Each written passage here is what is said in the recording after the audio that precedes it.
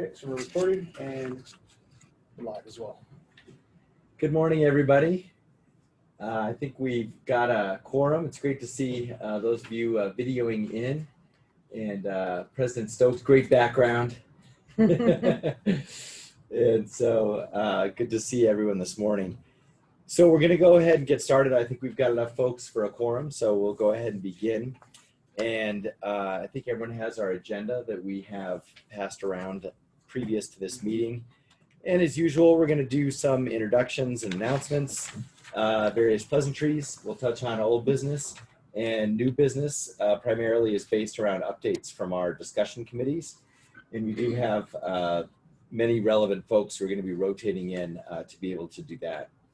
And then we'll save some time at the end for discussions or next steps. Heads up, our next meeting is September 1st at 9 o'clock.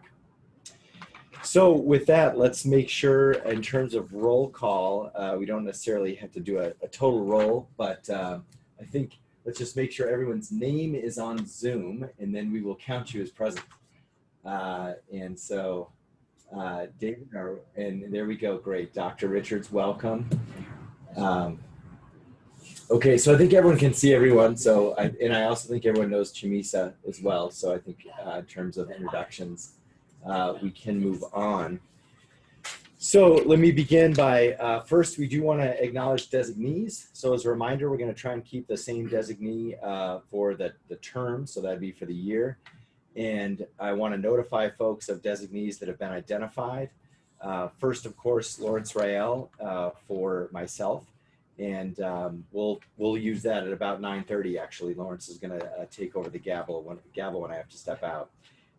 We also have designees notified for Julie. So our county manager designated Enrico Gradi, who I think we all know. And then also President Stokes designated her chief staff, Terry Babbitt, as well. And Dr. Richards designated Chamisa. Okay, so those are all just kind of noted for the minutes and so forth. And with that, let's go ahead and really, I think, take a look in your information packet at the minutes from the last meeting. And I glanced at them. They seem to be in order. So let me just open it up. Are there any questions on the minutes and or a motion to approve the minutes from last meeting? I'll move to approve. Thanks, Vice Chair. Good job. And could I have a second for that? I'll second. All right, great.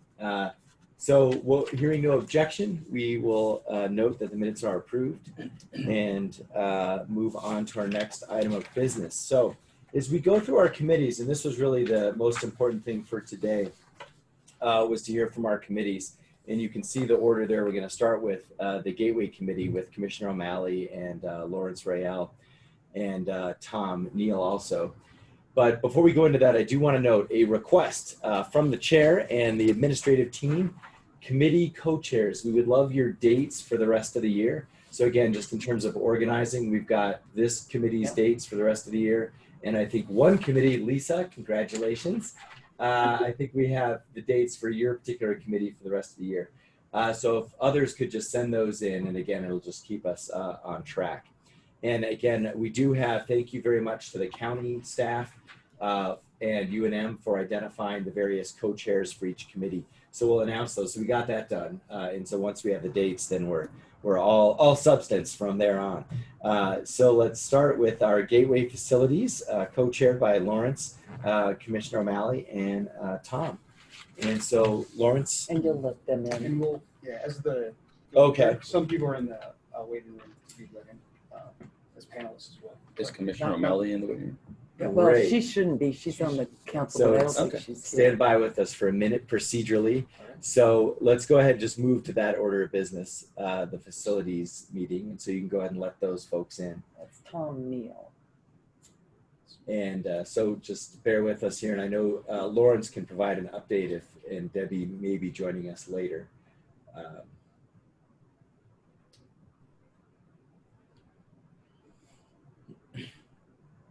And do we know if Tom Neal is on today? I do not see. Okay, Tom. so it just may be you, Lawrence. Right. Yeah, I think it's just Lawrence. 'Cause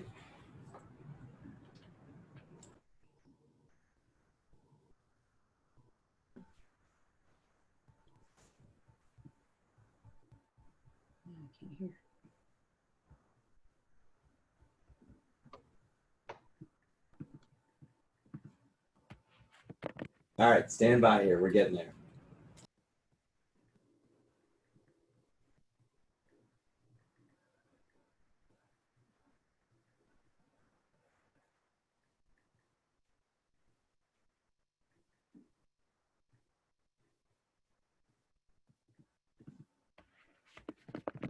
Okay, Lawrence, go ahead. Good morning, everyone. Again, thanks for your patience with the Zoom world. It's kind of an interesting process, but wanted to give you all an update. Commissioner O'Malley and I met on Friday. My apologies, Madam President of UNM. I wasn't able to get a hold of Tom Neal at the time, so we need to circle back to Tom, but we will today to get him clued in, but in terms of what we talked about. And we do need Councilor Benton or Councilor Davis. I don't know which one of you would like to be on this committee, but I think for this particular one, it's really important that one of the councilors sit on this committee. So I'll let you two decide. And we do have good coffee typically, so it's a little bit of an incentive. But anyway, Commissioner O'Malley and I met. We went through several conversations about where we are as it relates to sites and brought her up to speed as of what the city has been doing thus far until we formed this council and started working on specific issues that all these committees will report on today. As it relates to the facilities, as you all know, the city embarked on a pretty elaborate process to find sites that might be suitable for a facility, for a gateway facility. Through the course of the last 12 months or so, we have reviewed all of those potential sites, had extensive community outreach process, et cetera. And as you all know from the news and other reports that we've had informing the committee or this council, that we were really down to two sites. One is a site somewhere in the downtown area, if you will, maybe the north end of downtown, 2nd Street and I-40, and or potentially the Loveless site on Gibson. Since before the committee or this council was formed, we have been looking at the parcels of properties in those corridors to determine whether or not there may be an opportunity to locate a facility as such in each of those areas.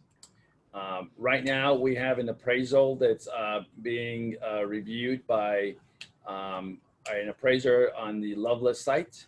They're doing an assessment of all the facilities of the core of that entire area on Gibson, just to give the city a sense in this council, a sense of the costs associated with the potential if we decide to procure that facility and what the operating costs are, the users of that facility, et cetera, and then the status of the actual buildings.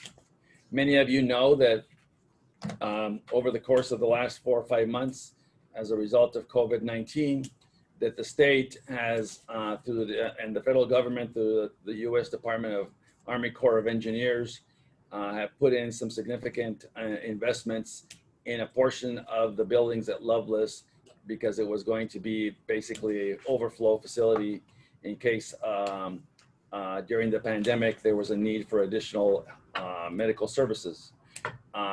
And so that is part of the assessment that's being done, because we know that that facility now has some state-of-the-art equipment. And so we hope to get those appraisals done here in the next couple of weeks, so that we can at least then have some basis for, not only from a financial standpoint, but from a evaluation of facilities, et cetera, to make a determination about that site. As it relates to a site in the north end of downtown, we are in the process of evaluating both the Coronado site as a potential facility or location, and evaluating the impacts to neighborhoods, to businesses, et cetera, and to what is already occurring there. As you all know, by default, to some extent, Coronado has become a facility of sorts for the homeless population, especially as we look at the migration Okay, pattern. let me find out and I'll call you back. Okay? At Specialized, we'll look at the I'll migration. see if they can just call you, okay?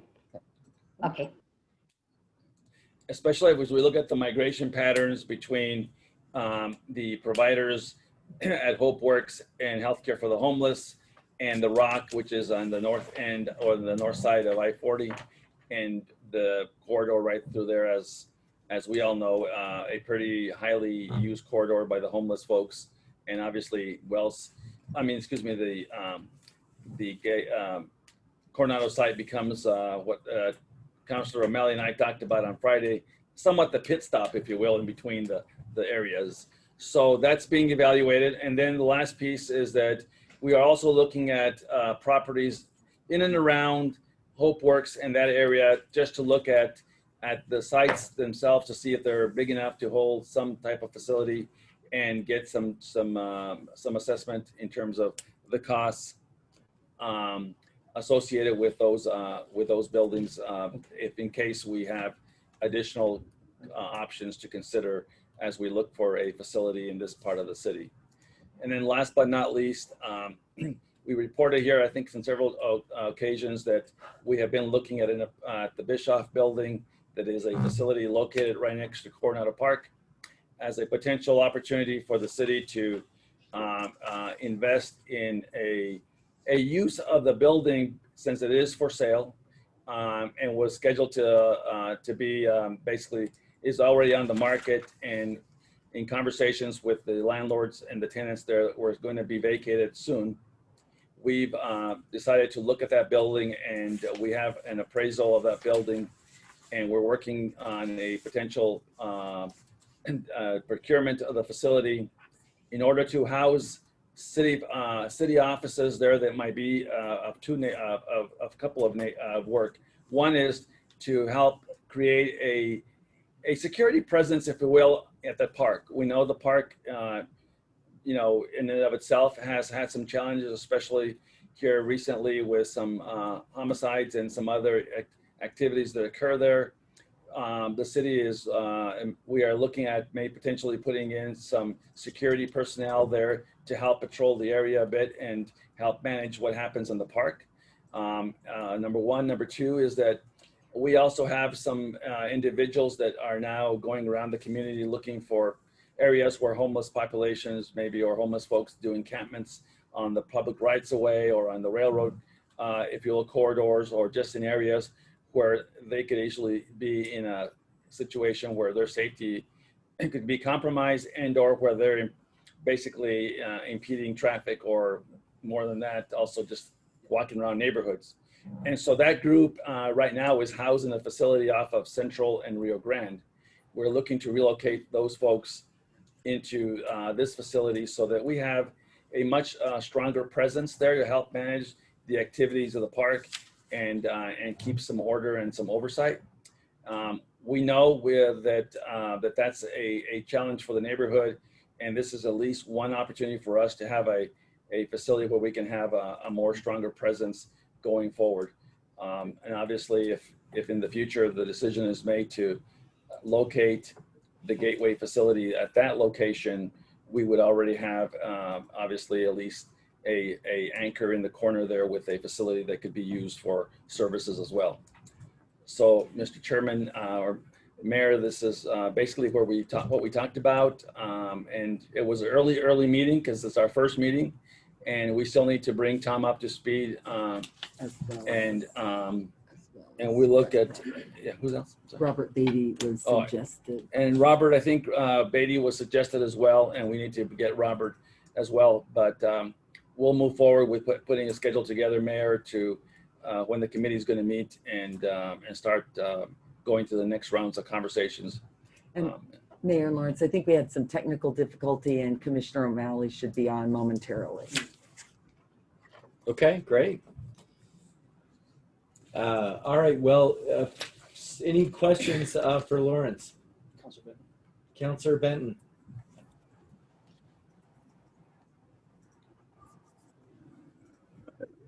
Hello. Sorry, got a new computer here. The one question I had about Loveless, Lawrence, is you talked about operating costs.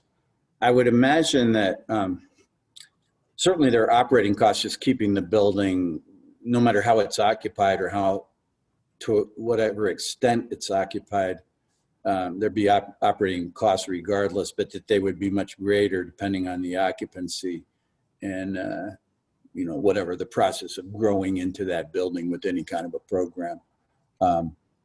So I just want to point that out, that we probably need to look at that both ways, because I would assume that at the beginning, a large percentage or a significant percentage of the building would be not occupied, as we roll out, if we were to use that building. Mr.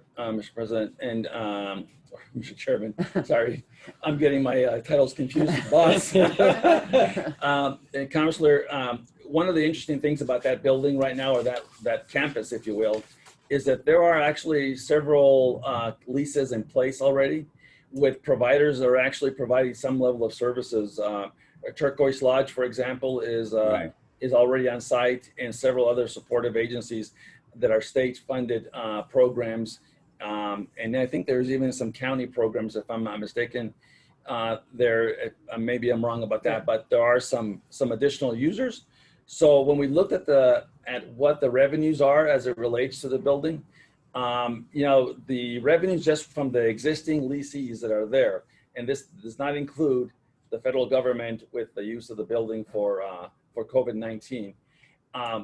The amount of revenue that's coming in from those leases actually pay for the operating costs of the buildings that where these tenants are actually, residing today. And you're right, it's a big it's a big facility. It's got lots of different buildings that I think lend themselves out to a lot of other opportunities, city and county and state government, for sure, to create a healthcare campus. So all of that is what our appraisal is reviewing, and we'll have a lot more detail for you on those numbers here within the next couple of weeks. All right.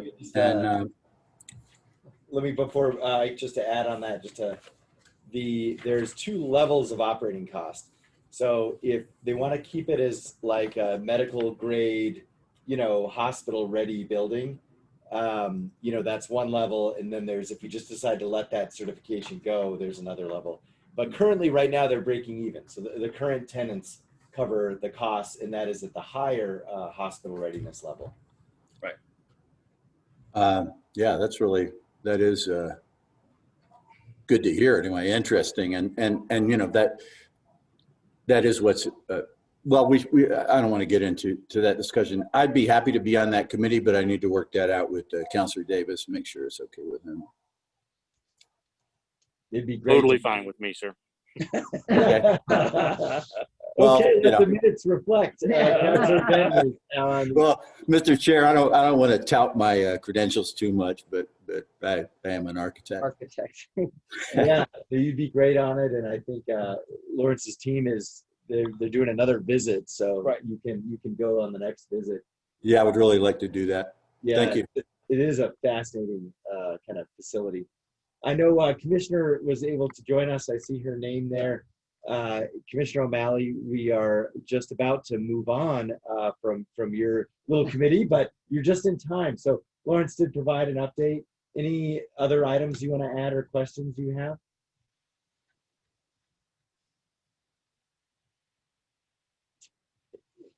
It's okay. You might, we show you on mute, but we can go back to you. We're not, so if you, I think you're unmuted on our end, it looks like, but okay, well, let us know. You can do the raise your hand button or whatever, and we'll get back to you.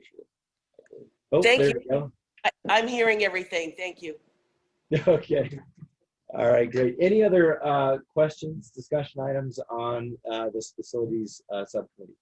Mr. Chair, the only thing I would add just is that our host, Ms. O'Malley, or my host on Friday, her house was a great place to meet. Social distancing, et cetera, and good pastries. So thank you, Commissioner O'Malley, for entertaining me on Friday. Yeah. Councilor Benton's really glad he's on that. Yes, committee. Yeah. That was the hook, Councilor Benton. Yeah. You're welcome. All right. Okay, let's move on to our next committee then with homeless service systems. And I think Quinn is here as well, of course, as commissioner. And we'll bring in Rodney and the other members. Quinn, why don't you go ahead and start? Sure thing. I'm gonna keep my mask on. Can you guys hear me all right? Yay, okay. So yesterday I was able to meet with Commissioner Pyskoty and Rodney McNeese from UNM, since the three of us are co-chairing this committee, to just sort of think about how we wanted to move forward with the group, how we wanted to craft our agendas and where we wanted to begin. The meetings have been set. The first meeting will be next Tuesday from 11 to 12:30, and that will be bi-weekly after that. So we'll be sure to get all those dates to you, Mayor. And so far, everybody's very excited. Neighborhoods, service providers, UNM folks, everyone's pretty excited to be part of this group to see where we are going in the direction we are taking gateways. So that's my update. Sorry, not as much as you had, Lawrence. I've been at this for a while. Commissioner or Rodney, other items you'd like to add?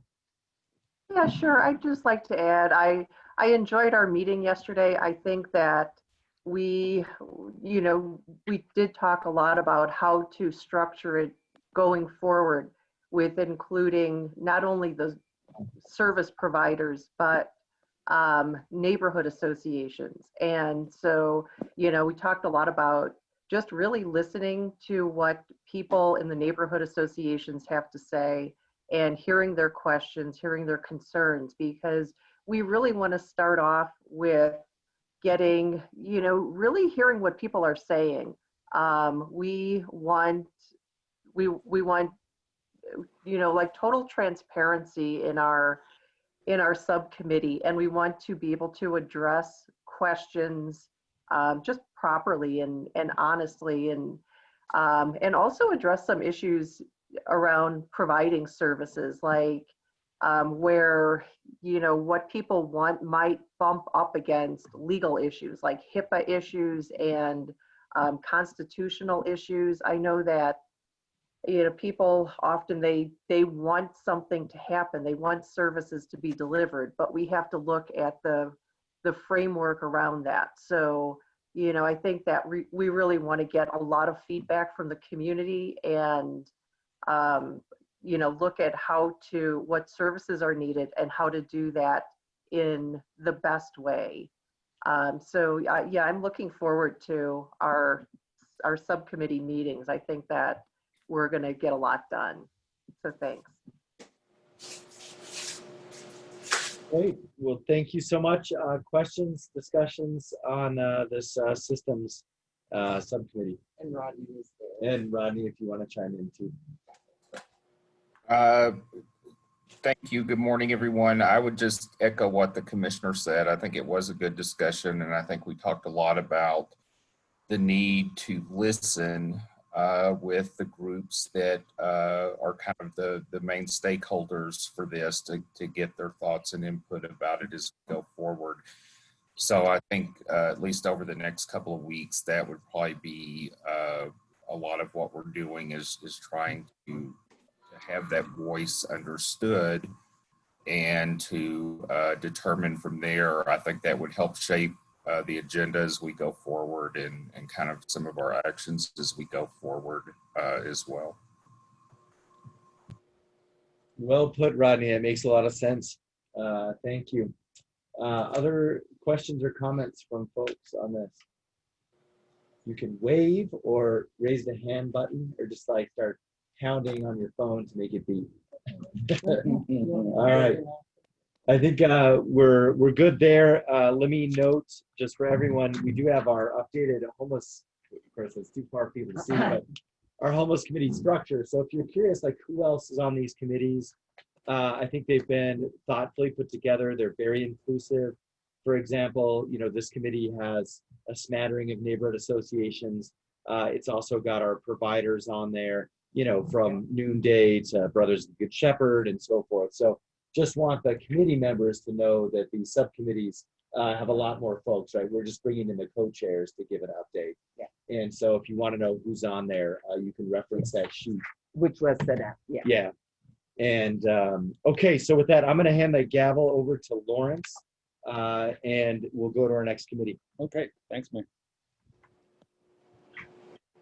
I'm not quite as eloquent as the former state senator and current mayor, but we'll see what we can do. So let's go on now to the housing committee, and co-chairs Lisa Huval, Lisa, and then Betty Valdez and Mark Childs. So we'll start with Lisa. All right, good morning, everyone. I'm excited to be here. Oops, am I on? Oh, can you all hear me? Yes, now I see myself lit up. Good morning, everyone. Good to see all of you.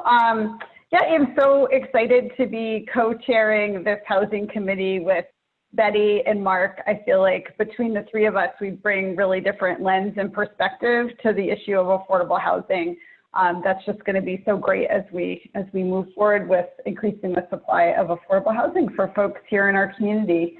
We do have a regular meeting schedule set. We will be meeting every other Wednesday starting next week. Our first two meetings, we will meet from 1 p.m. to 3 p.m. and then after that, we'll meet from 1 p.m. to 2 p.m. Our first three meetings will be a little different in that we have engaged a facilitator, John Ross, to do 3 strategic planning sessions with us.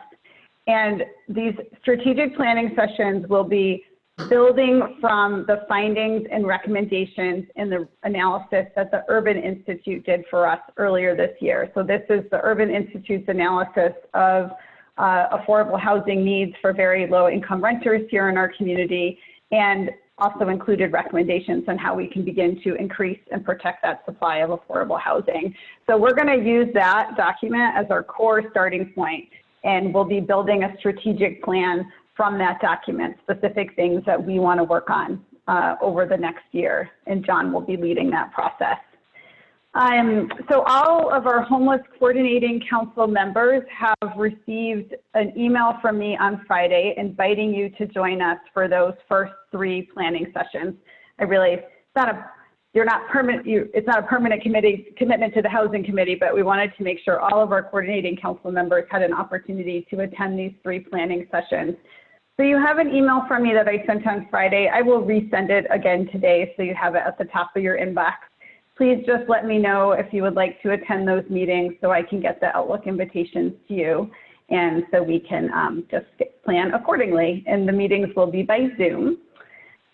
We also, John Ross, our facilitator, has also developed a survey for folks to complete in advance of our first meeting, help us make the most of our time and kind of understand where there's already some common ground and common thinking. I sent that survey out yesterday to all of the homeless coordinating council members as well as the housing committee.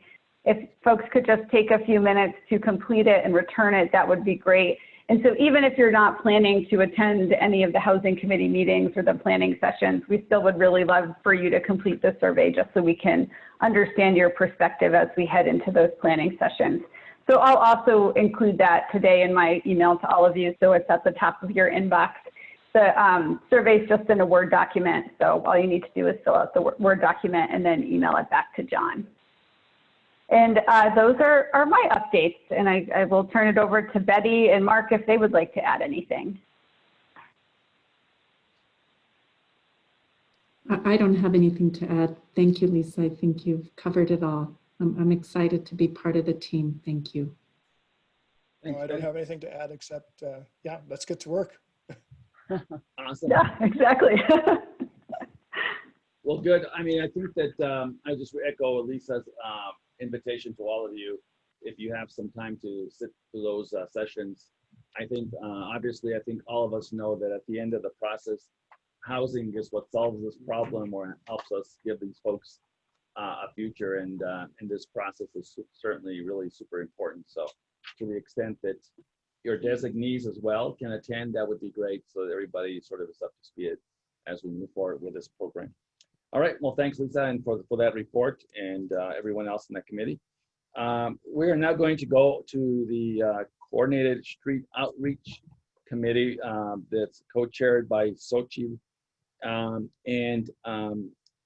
and she has, I guess Commissioner Colley is on that, and Denise Lynn as well. So, Sochi, you want to? Commissioner Colley on. And Commissioner Colley, Oh, are there you he on? is. Yeah, there he is. There you are. There's that smiling face. All right, let's go, Sochi. All right, can everyone hear me okay? I tend to Yes. be a loud person. Okay, great. Okay, well, thank you very much for having me. I'm really looking forward to this opportunity to serve. My name is Sochi Campos Biggs. I'm a social worker with the Department of Family and Community Services, where I coordinate an outreach team. And I am looking forward to continuing the work of the Street Outreach Committee, previously under the Homeless Advisory Council. The work that we're doing is very important. In many ways, it's already begun. We're just continuing off of the good work that is being done.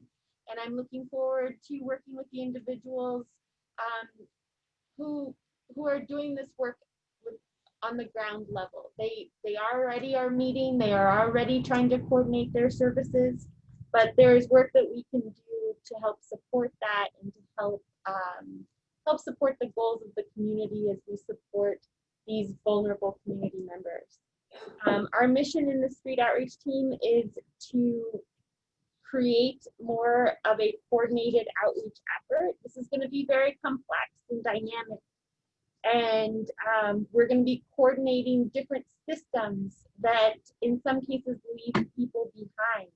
So all of that considered, we are going to be just really taking a look at ourselves, our groups, our differences, our philosophies, how those intersect, how those complement each other, how they don't work together so that we can create a system moving forward.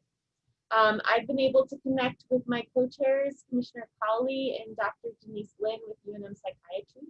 And I know that with our shared experience and different backgrounds, we will be able to lead our team and hopefully make some real positive change here.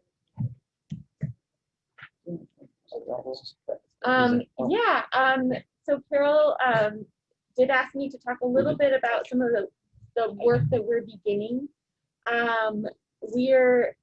One of the first things that we're going to do as a social worker, I actually work very closely with APD. One of the projects that I'm working on right now is around homelessness. I've invited Commissioner Colley and Dr. Lynn on a ride-along in the very late hours of the night to really see, what it looks like to be homeless in Albuquerque, especially at 12 o'clock in the morning, where vulnerability is at its true peak. I think that there's a lot to learn from people experiencing homelessness. Like I said, this is going to be a very complex and dynamic issue that we're going to be addressing. It's not going to be easy, but I can tell you that we do have a lot of service providers in this community that are committed to doing this work, and we're going to play a really important role as far as how we bring people together and how we make sure that we also let them have that autonomy that they've had for so long in their own leadership methods. Really just learning from them. And I look forward to learning from Commissioner Colley and Dr. Lynn as well. I know I had a conversation with Dr. Lynn yesterday where she works with a lot of people in the psychiatry unit who do work with our service providers. And, that's very important. That's very important work and an important thing to consider. Okay, so Commissioner Colley, would you like to add any your 2 cents to this one? 2 cents is about all it's got. Sochi said it all. Thank you, Lawrence. All right, great deal. Dr. Lynn? I just want to say I'm really honored to be included in this group of wonderful people, and I'm really excited about the work moving forward. So thanks for having me join in. Councilor Benton, you had a question? He wants to do it right. You're still on mute. Oh, there you Okay. go. Yep. Still still figuring out the new computer. Okay, yeah, just quickly, Xochitl, I'm assuming that you're making contact with some of the groups that are currently doing, street outreach, such as Albuquerque Street Connect, which is part of Albuquerque Heading Home. And of course, Healthcare for the Homeless also has teams out there, or a team out there. But just wanted to point that out. And interestingly, as far as doing a ride along, I really recommend that. I did a ride along with the downtown or with the Wells Park Bike Patrol, APD Bike Patrol, starting at 6:30 or 7 in the morning in the middle of January. That's an interesting time to go riding along, especially on a bike. Very cold, but you get the full experience. And that's an interesting time of day because it's the time when people who are encamped in the area, Wells Park area at least, are waking up or getting up off of wherever they're camping. But it's also the time when I think the first buses begin to arrive from the West Side Shelter. So interesting time for connecting on the street. Yep. Thank you. Definitely an important time, and we are. Your next, if you want. Oh, You can. it is. Oh, well, Might be I'll leave it easy. on for a second. Okay. The different groups, the different providers, like whether it's the Healthcare for the Homeless, First Nations, HopeWorks, they already meet. They meet twice a week to talk about logistics. I participate in these meetings as part of other aspects of my work, particularly in response to the COVID-19 pandemic, but also with my work with APD. And my hope is that we're just able to build off of their good work, the good work that is already occurring.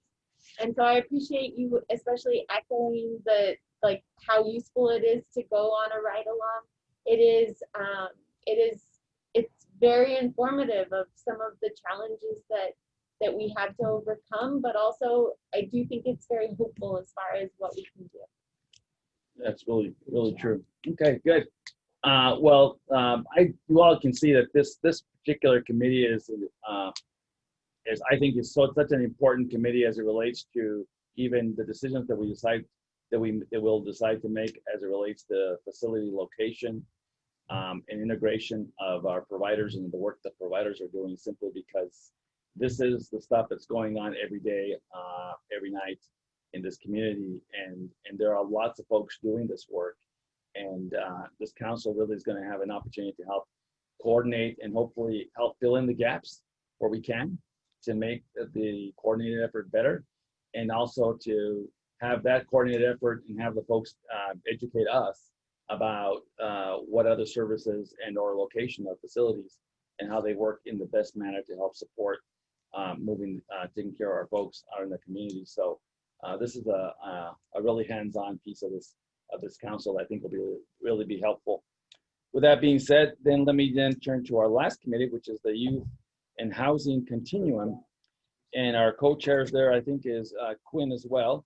So if Quinn can come up and introduce the other members of our committee and then just give us a brief update. Sure thing. Hello, everyone, again. Very excited for the Youth Housing Continuum Committee. Our first meeting has been set for the first Wednesday in September 2nd. And so I have yet to connect with the co-chairs, those being Asada, Natasha, and Jennifer. I'm gonna take my glasses off because they're too foggy. I guess I'm getting really excited. Look for an email from me because I would love to connect with all the co-chairs prior to our first meeting so we can get set up. This committee is particularly exciting because young people in the community, particularly those ages 17 to 25, are largely overlooked when experiencing homelessness, mostly because they experience it differently than the folks that you would see, say, walking down 3rd Street in Wells Park. It's just a different experience, and largely because of the way youth providers are set up here in New Mexico, for housing, for service delivery, it's largely fed by the system, meaning juvenile justice, meaning protective service. So we are missing a whole group of young people that are unhoused and not being seen. So really excited about that. This committee has a lot of fantastic folks on it, including a group of folks from CYFD that have the ability to make big decisions. We'll just leave it there. Folks from the county that also have the ability to make decisions and can bring some fantastic data to the conversation. And also we have the core service providers that do work with young people and housing and other services. So this is going to be a very exciting time to help this population. So I'm looking forward to working with all of you and for this committee. So you want to, should we, Natasha, or any of the folks in this committee that would like to say a few words, please feel free. Jennifer. Thanks for having me. I'm thrilled to be on this committee and do this work and continue it and work with Quinn on this and the team. So thank you. I appreciate the invitation. Hey, Jen, would you just tell us a little bit about where you work and your work that you're doing now? So that Sure. I'm a special projects coordinator for behavioral health. Okay. I also have an extensive background in child welfare and was formerly the executive director at CASAQ. And so this is right up my wheelhouse, and I'm really interested in working on this. We're also doing some really neat work in the Behavioral Health Services Department with our data collection, specifically for our youth transitional living service providers. So I've managed those contracts for the last couple of years. And again, I'm really excited to join this team and work on these issues. Thanks so much. Thank you very much. Sarah, would you like to say a few words? Sure, thank you so much. I too am very happy to be serving on this committee. And I am Vice President for Equity and Inclusion at UNM. I'm also a professor of sociology. And while the experiences of homeless youth have not been one of my areas of research, it's something that I'm highly interested in because it's very relevant to our student populations at UNM. And we also want to make sure that we are doing our part to provide that pathway for youth, whether they are in homes or not, to higher ed. And so we're just happy to serve. Well, that's great. Thank you so much for your time, and we'll look forward to your great insights. I'm a fellow sociologist, so I like that. Oh, good. Anyway, Natasha. Hi, good morning. My name is actually Nasha, but I answer to all variations because it's such a weird name. Don't worry. It's like you could call me Tasha and I know who you're talking to. So I'm the Dean of Students at the University of New Mexico. My office oversees the Lobo Food Pantry, which we've been serving a lot of students. And we also work on connecting students who are experiencing homelessness. Many of our students may not really identify in classic terms of being homeless, but they do have housing insecurity. So one of the main missions that I've been working on as the Dean of Students is trying to provide more resources for those students and less stigma around accessing them. So thanks for having me. I'm excited. Well, thank you for joining us as well. I just want to say, Madam President of UNM, you know, the folks that you've identified to help us with this process have been excellent. So I just want to thank you and for giving us such great opportunity to work with some really good people. They'll be super helpful to the community for sure. Anyway, with that, we have now concluded our review of the committees. And so before we go to the next item, any additional comments from any of the council members? I think my friend there, Julie Morgas Baca. Hi there, good morning, everybody. And I know that this is gonna go without saying, because I know it's in the back of everybody's minds, but I just really, while we're going through this process, we really need to think about the businesses and the community in that area. I met with, I've met twice with some of the community members, and just not to make any decisions or anything like that, would never do that, but just to listen And they're so upset and scared and worried. And, just, you guys know all this stuff. And I know, especially like Councilor Benton that, that visited that neighborhood and all that stuff. They're so up in arms and frustrated. And, they can't even let their kids go outside and play, and they that live in that area, and it's not because you all know all this. They're good. The homeless people, they're just people like you and I. It's just, they need our help. And anyway, like I say, the businesses are just, up in arms. And, I went walking and saw all the syringes and all that stuff. You guys know all this stuff, but just please, let's just keep our dialogue with the community. It's so important. They've got to be heard, even if we're just listening. They need that attention. That's a good point, Julie. And I would say maybe to our committees, look, we don't have necessarily a business community. And I don't know that we need to have one specifically for business, but we might want to look at our committees and see where we can include some of our businesses, or some place where the businesses can have some level of conversation with one of our committees. So I don't know that we have to make that decision this morning, but I do think that there is a need for that to happen. And maybe we look at one of our, maybe our services committee and or even our coordinated street outreach committees might be a couple of places where we might want to recruit someone that represents the business groups, especially obviously, Julie, I'm assuming your conversations have been mostly with the folks around the Wells Park and the downtown neighborhoods. I assume that as more and more conversations occur about Loveless, all of those folks in Councilor Davis's district along in Commissioner Colley's area along Gibson will also be interested in being hooked up to the process. So look, it's a work in progress. These committees are probably going to get bigger before they get smaller in some cases. And so but your points are well taken, and let's see where we can find opportunities to include those folks.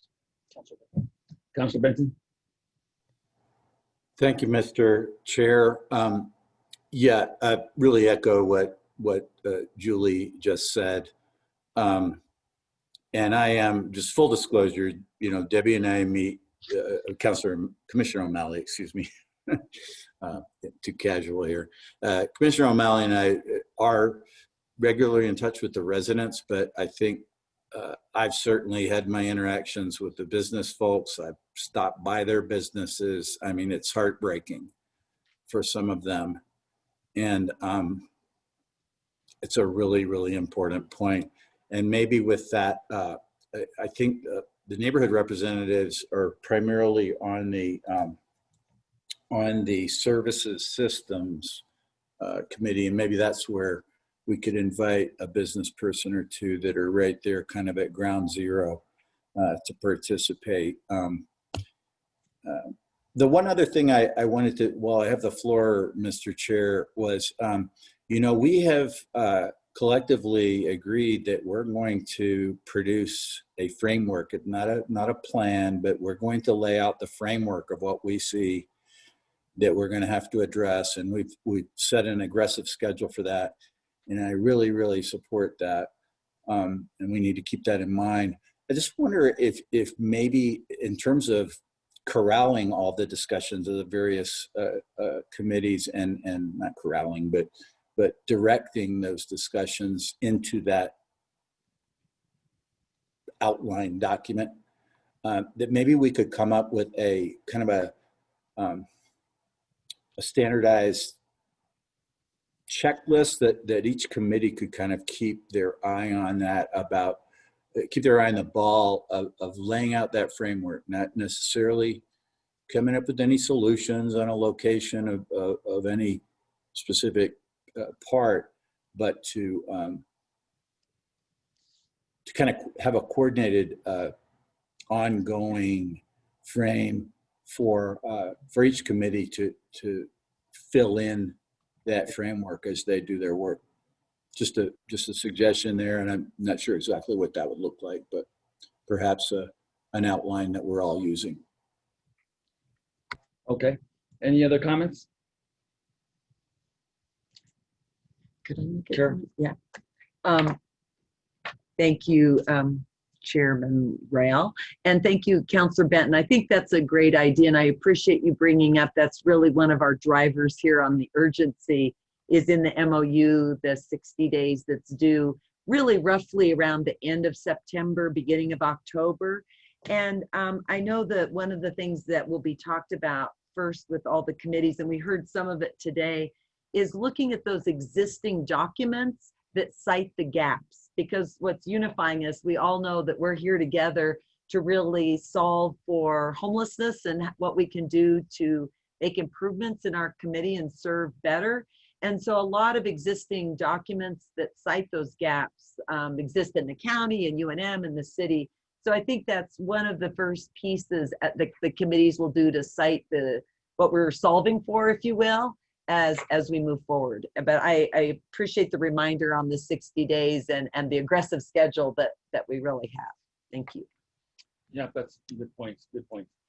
Any other comments as it relates to any of the work that we've or discussions this morning? I would just maybe echo, or just may not echo, but maybe ask all of the committee members, because this is a very aggressive schedule. It's obviously requires all of us to meet either in our committees once a week and then report out the following week, etc. The idea of having a calendar, etc., so that we can manage that in case some of us want to overlap into other committee meetings, etc., is really super important. So Mayor mentioned at the beginning of the conversation, if we could get a schedule of those committees, that would be helpful. And then the next piece is, I think Councilor Benton's right, setting up a structure for what is the end goal and how do we want to get there is really a good piece to work on. And we'll staff to the committee will work on some handouts that maybe we can get to everybody to get your comments, etc. And then the last piece I would say, look, many of you I know have far more important jobs than mine, and that your time is very valuable. So I just want to just say on behalf of the city in particular, we want to thank all of you for taking the time to do this, because this is really super important, and appreciate the quality of folks that we have around on this council to help us move forward. Our next meeting is on Tuesday, September the 1st at 9 a.m. And so if any of you all would aren't going to be around, etc., your designees are always welcome. And before we close the meeting, are there any other comments from any of our members of the council before we adjourn? Yeah, I've noticed that Councilor Davis has been really quiet. He chaired a committee last night. There was a marathon meeting from 3 o'clock in the afternoon to like about almost 10. Are you still with us, Councilor? He's already asleep again. Anyway, he's okay. Anyway, with that being said, thank you all for being here, and thanks for the opportunity. And we'll be in touch. Have a good day. Thanks. There you are.